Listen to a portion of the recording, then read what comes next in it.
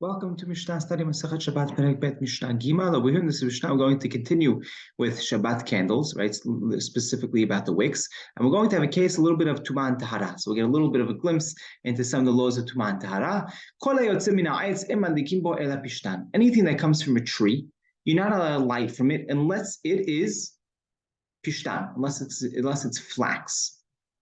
Right? So you have a tree, you can't take the barks, the fibers of that tree, and turn it into a wick. You're not allowed to do so. Only pishtan is allowed. Okay? We'll get to why so in a second. Also, anything that comes from a tree, right? We know if a person has a house, right? A dead person dies inside that house.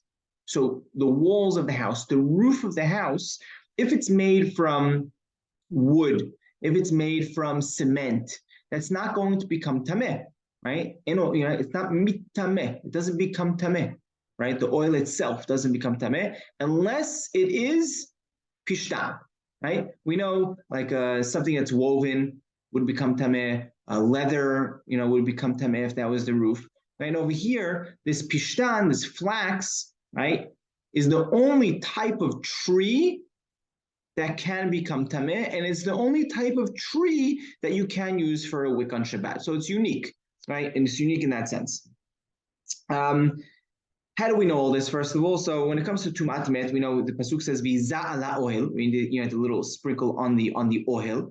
You sprinkle on the tent itself. We have a gezerah shava when it comes to oil that we also learn from the Mishkan, right? The pasuk says by the Mishkan, oil. So the same way the oil of Mishkan was made from something that was woven and from leather itself, right? We know those from the pasukim in the Torah and Parashat Terumah. So too over here, only items that fall into that category, right? Woven or leather can become tameh, but wood cannot become tameh. Now, what about this flax?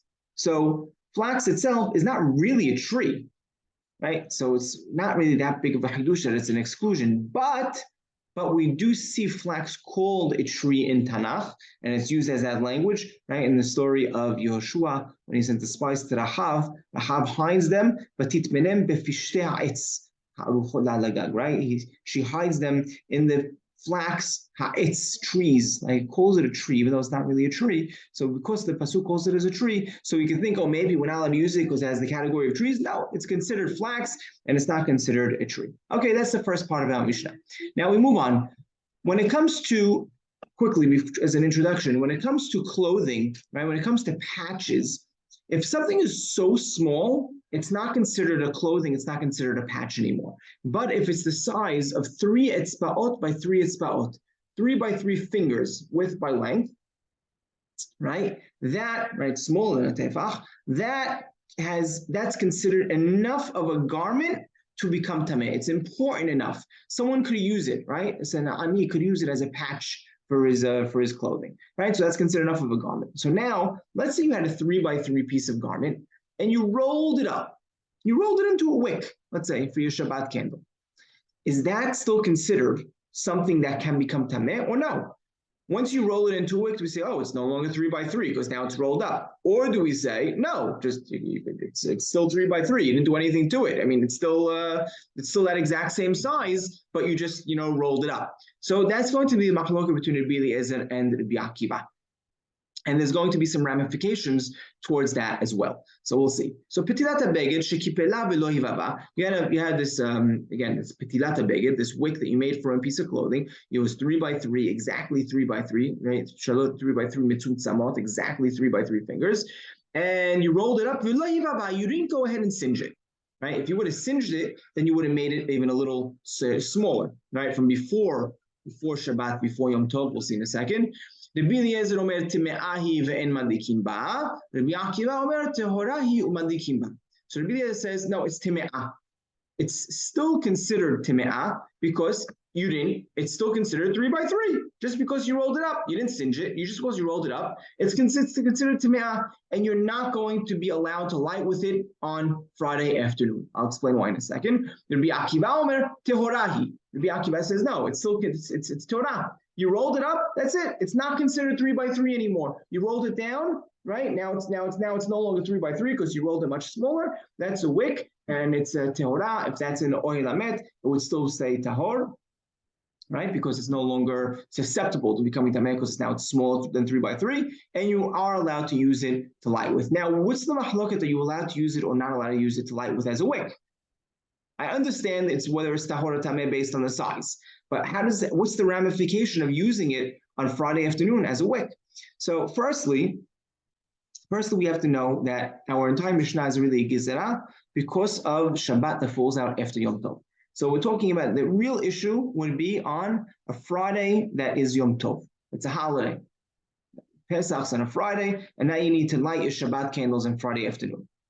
And what's the issue over here? The issue comes down to whether or not when you're burning this wick, right, if it's considered a shever keli, a broken keli, right, which would be muktzeh, and you're not allowed to light a shever keli, something that's already considered broken, or is it considered a regular piece of a regular keli that there's no issue with? Now, according to, because you're not allowed to light something that's muktzeh on Yom Tov.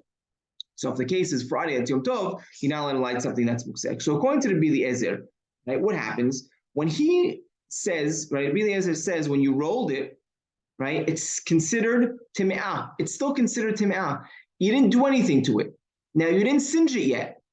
Now comes Friday afternoon, and you need to singe your wicks before you light them on Shabbat. That's what you're supposed to do, actually. You're supposed to singe the wick beforehand, so then when you come to light it on Friday evening, right before Shabbat, it lights very well, it lights quickly. So now you come to go ahead and singe it on Friday, on Yom Tov, and you go to singe it, and what are you doing? Well, according to the Bili Ezer, it's still considered, it's tameh, right? It's still considered tameh. So according to the Bili Ezer, who says that this is still considered tim'ah, when you rolled it up, you didn't do anything. When you come to singe it on Friday afternoon, you're turning it into a shever keli. You're turning it into something, and it's muktzeh. And that's an issue, because now you come to light a shever keli on Yom Tov. But according to the Bi'akiva, who says, right, that it's tehorah, when you rolled it, already you turned it into something that's no longer a keli, right? Now it's considered, according to the Bi'akiva, that's considered a regular wick. When you come to light this regular wick, right, that's no longer a, not a shevet keli anymore, because already when you rolled it, it was already batil from the piece of cloth. So when you're lighting it, when you're singeing it, you're not doing anything to it. And halacha is like Rabbi Akiva in both instances, that one, if you roll it up, right, that's it, it's considered tehorah. You already took it out of the category of a patch, and you're allowed to light it on on a Friday afternoon, that's Yom Tov, because when you're lighting it, you're not doing anything to it anymore, because you already took it out of the category of clothing, and now it's already a regular wick.